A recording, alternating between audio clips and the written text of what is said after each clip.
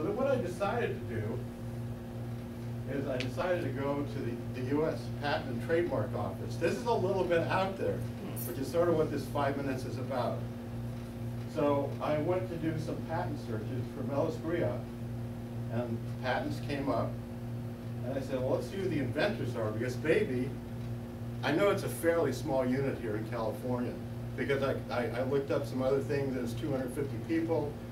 So I said, well, maybe there's like a key guy.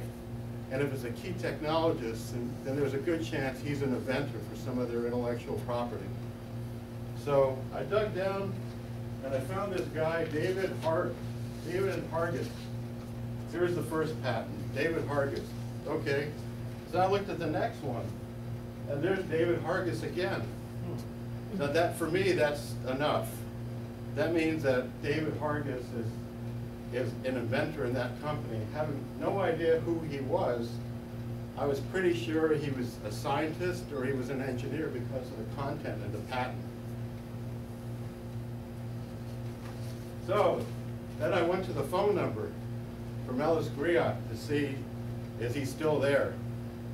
Because those patents were like 2006 or something. Is he there? So I dialed their number and selected option 3 for dial by name, which is actually one of my favorites.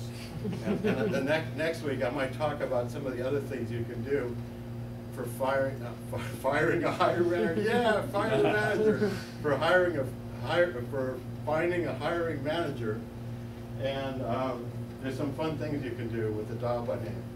So I dialed H, and then R, A, R, and his name came up as a possible. Do you want to be connected to Jimmy Haggard? No, no, no. David Hargis? Yes, David Hargis. But I didn't connect. I just wanted to see he was still there. So he's still at the company. So then I did some more searching for David Hargis to see what I could find out about him. And I found on a Google search that he is the vice president of laser engineering.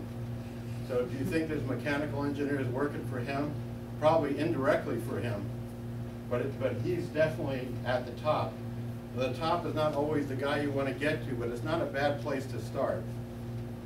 Especially if you can talk to Sherry and Stan, and then call them back after this and say, I found this guy, Hargis, who is he?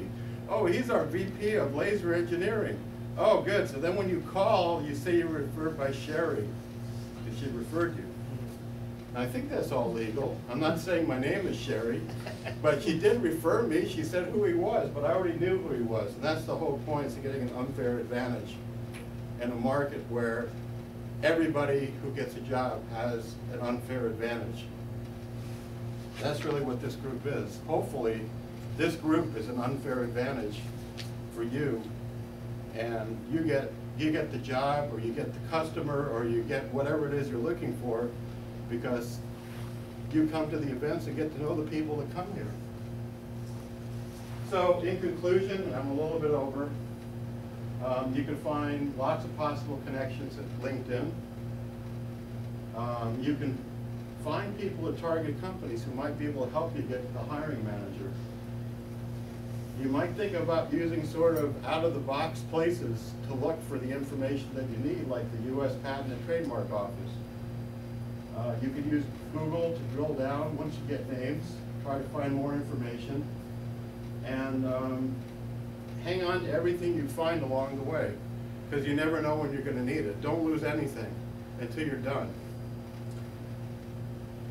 So that's the end of my little presentation for today. Stephen, would you mind getting this started?